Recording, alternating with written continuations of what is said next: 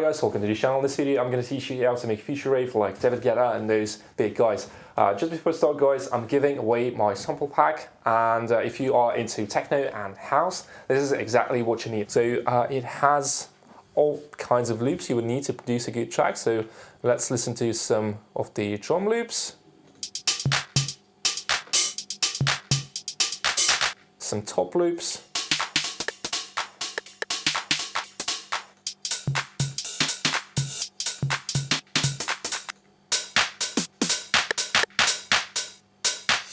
some bass loops,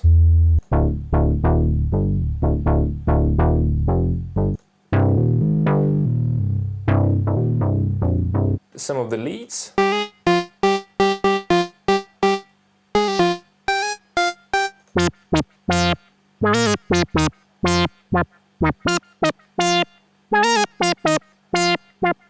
If you want to download the sample pack and the project file for this track, it's absolutely free. Just click the first link in the first comment and you will go straight to the download page. Let's start with the track. So let's start from the kick, guys. The kick is just a usual kick. I think it's a processed kick from a drum machine, and in solo it sounds like that. And now guys, let's listen to the bass, and the bass is a bit more interesting, and together with the kick it sounds like that.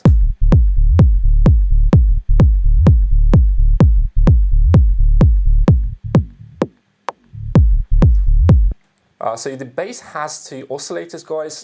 The first one is a basic saw, and the second one is a square to give it a little bit more harmonics, so you can hear the harmonics when you are closing the filter. So as you can see, I've cut the higher frequencies and I've also closed the filter, so we have that nice subby sound. And yeah, basically that's it. I've also used the sidechain, the LFO tool. This is my favorite sidechain tool. And you can use basically any volume shaper you want, but I wouldn't recommend using compressor, because compressor, usually it doesn't sound like that clean. So I prefer volume shapers. Just choose the one you like and that's it.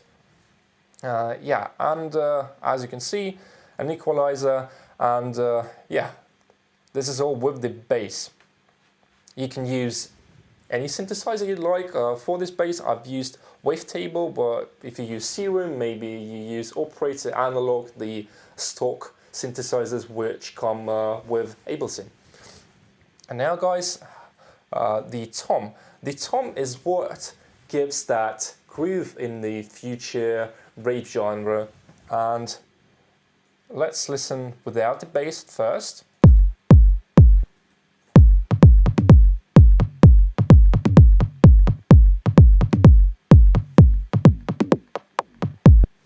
And this is how the notes look. So basically this is kind of mumbaton written, and what I've also done here is that I've used an octave. Like I've put my note, like the third one octave higher, to give it a little bit of, you know, groove swing.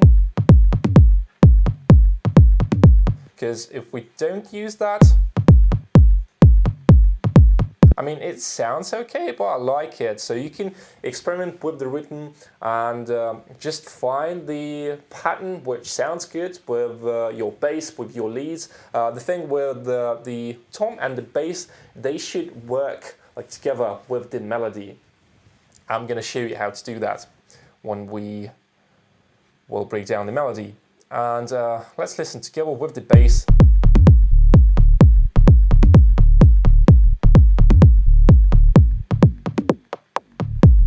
So basically the bass, it kind of repeats the pattern which the tom has. So as you can see guys, I have here a glide. In the wavetable, you can use that glide option, so it's located here, So I've chosen 60 milliseconds. I think it sounds pretty nice. And yeah, you can do this basically in any synth. And this is not necessary, but you can do that if you'd like, because I think it sounds good when the bass glides. So yeah, just a matter of taste.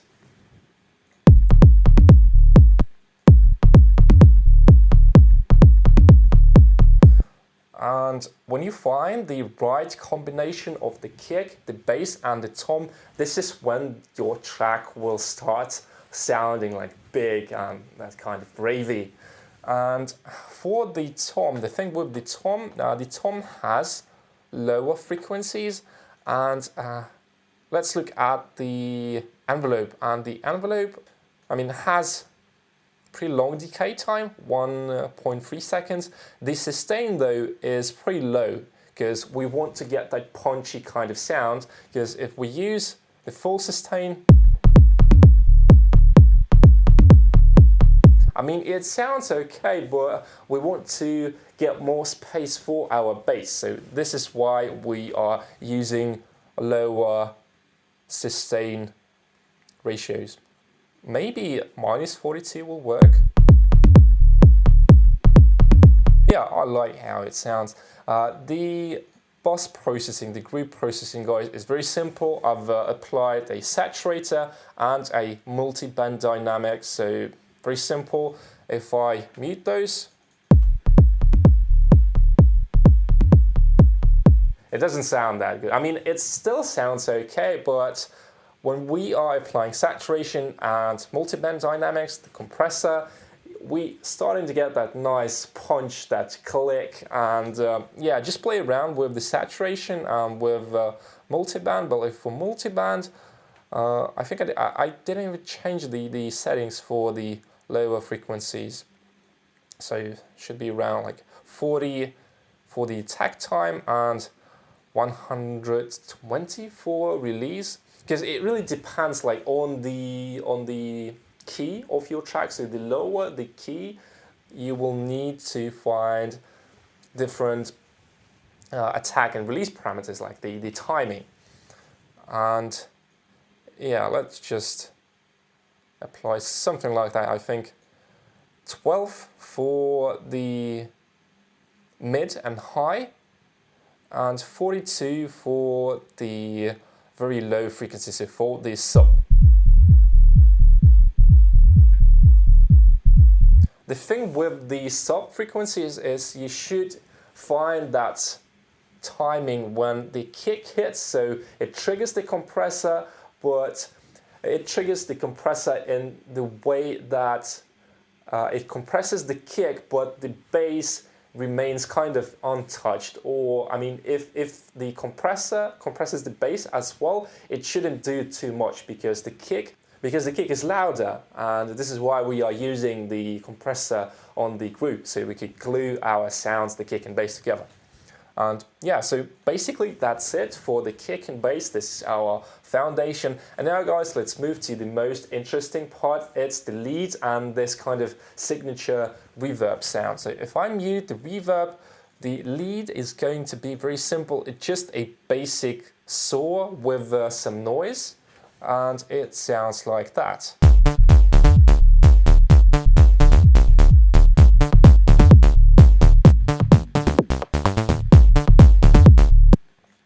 And let's quickly look at the melody, guys. So for the future Rave, what I've noticed is that you can jump through the octaves. So as you can see, this one is D2 and this one is D1. So if I move it back,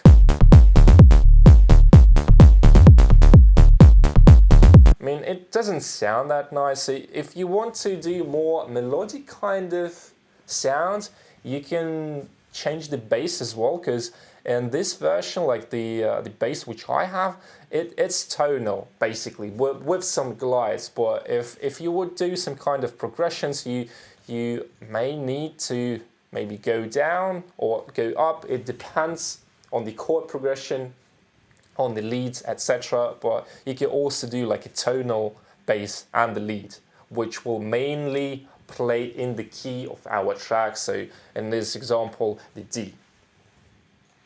And yeah, basically that is all for the lead. You just need to find a nice and groovy pattern, and I would recommend making 5 to 8 bars long loop, so it's not as boring for the listener. And at the end of the bar, as you can see, so this is the first part.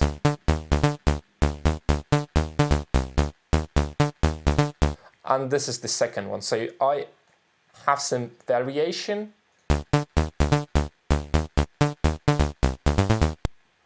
So this one makes the loop not as boring, in my opinion. So you can play around here as well and find what works with the vibe, with the kind of sound you want to get. So this is the idea. I like this one, Pan. I think it sounds pretty good. And now guys, let's move to the reverb. And the reverb, I think, is the most interesting part, as I mentioned. And for the reverb, what I've done is I've used an audio effect track. So how you do the audio effect track. Let me close this one. And what you need to do, you can use a reverb. You can use any kind of reverb. Like for this track, I've used convolution reverb, but you can use the regular one. It doesn't really matter as long as you follow the logic, the instructions, like the tips which I will give you. So you put a reverb on the channel and click the reverb with the right mouse button and group. Now inside the group, we go to this thing, and we can create a chain. So this one will be dry, and this one will be reverb. So very simple, guys. This is how you create an audio effect track. So I'm going to delete this one, and let's go back to the one which I have made. So as you can see, guys, I have convolution reverb, and the reverb itself has pretty long tail. So it's 3.14 seconds. And I've done some EQing. It's very important to filter out the very low frequency. So inside the reverb and with the equalizer after the reverb. So as you can see, guys, the EQ and also damping, we can, I think, do up to 140, maybe even 150. Because those are the very low frequencies. We don't want anything below 200 hertz. So we have enough space for our kick and bass, so we don't get that kind of muddy sound. We don't want that, obviously. So with the equalizer, I've used a low shelf and the low cut. The low cut is at 200 and the low shelf is at 300. And I've also done a cut at 400 with a bell filter. And finally, the high cut, so we don't have a lot of those very high frequencies like the transients. You know, when the transients are in the reverb, they get that unpleasant sound. We don't want that. And after the reverb, I've used auto pan. You can play around with the settings here as well. Basically, auto pan makes the reverb dynamic, so it moves from one ear to another. It's kind of cool. I've also thought about using different stereo effects like flanger, phaser, chorus. You can do that, but I think in very subtle ways, so you don't like ruin the vibe. And because it's reverb, I mean, it can get quite messy with the sound, and you might get some dirty sound. But if you apply like just a little of those effects, I think it can sound very interesting. Because at the end of the day, it's all about the creativity and the process itself. So it should be fun. You should play with the sounds, play with the effects. And this is where the magic happens, guys. So I have used a compressor. This is just a stock compressor, and the ratio is at infinite to 1. And the attack time I've chosen, I think 2 milliseconds will be enough, because if we choose longer attack time, we will get too much of the reverb. And the sidechain comes from the lead, so basically from the synthesizer which we have here. And the release time, guys, I recommend using in auto mode. And now let's listen.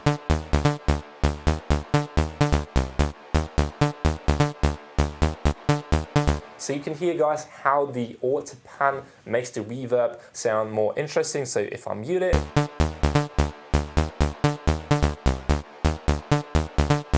I mean, it still sounds okay, but the more moving elements and stuff like that we have in the mix, the more interesting it is for the listener. Because, yeah, it just how it is. And I can tell you the same thing from my own experience, from my own perspective. So try automating as much parameters as you can, and your mixes will improve a lot, trust me. And yeah, you can play around with the auto pan and find like what works in your mix. And I mean, you don't have to use auto pan, but I think it just makes the reverb a bit more interesting. And yeah, and without the compressor, guys, let's listen.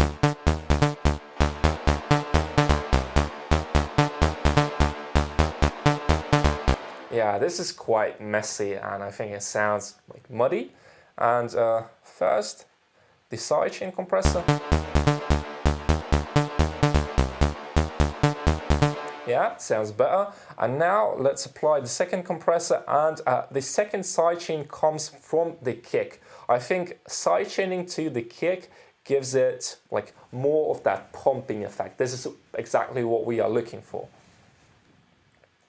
And basically I'm using the same settings, the infinite ratio, but right now the threshold is at -18, and in the first reverb it's -28. So with the kick I've applied just a little bit less of the sidechain. And finally, to glue our reverb together, I'm using another compressor, but here I've chosen a little bit longer attack time, so around I think 5 milliseconds. But let's check. I might change those to 2 milliseconds as I did in the first ones.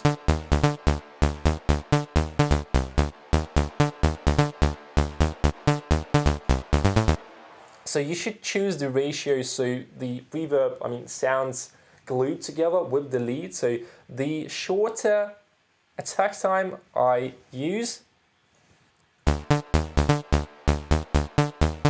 the less reverb we will have, and the less transients, the less attack will the reverb have. I think around 6 to maybe 10 milliseconds, or maybe 9.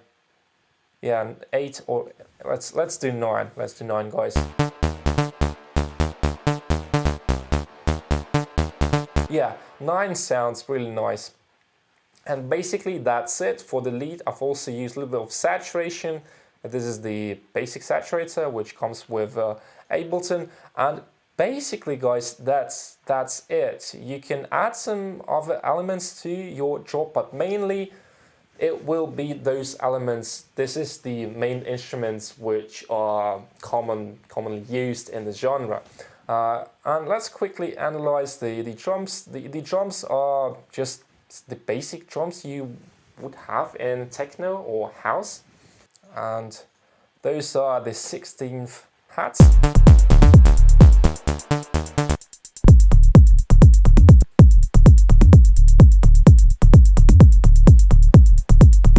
And to add some variation, guys, I've also used some offbeat hi-hats, claps, and the brides, and together with the kick and bass.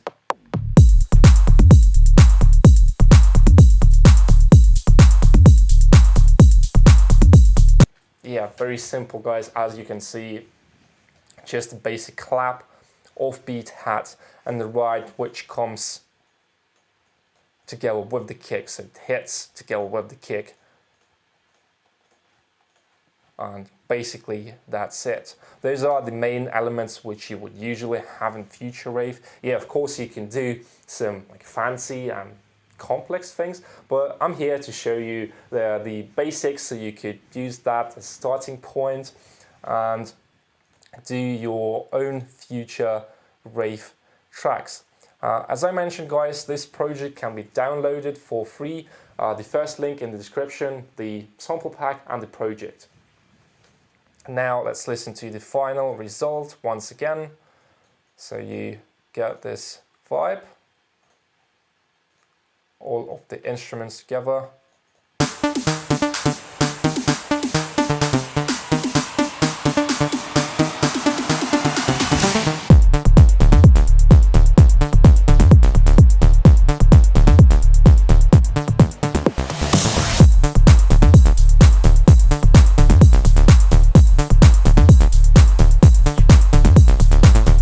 That was all for today, guys. I hope you learned something, hope you liked this video, and make sure to subscribe to the channel, like this video, post a comment, and also don't forget about that nice little bell icon so you trigger the algorithm, and this will help the channel grow faster. As always, guys, thank you very much for watching, and I'll see you guys in the next one. Bye.